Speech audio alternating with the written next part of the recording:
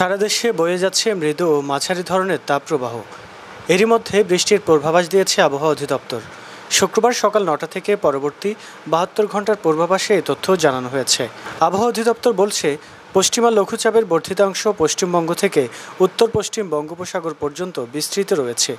এদিন সকাল ৯টা থেকে পরবর্তী ২৪ ঘন্টায় সিলেট বিভাগের দু এক জায়গায় অস্থায়ীভাবে দমকা হাওয়াসহ বৃষ্টি অথবা বজ্রসহ বৃষ্টি হতে পারে।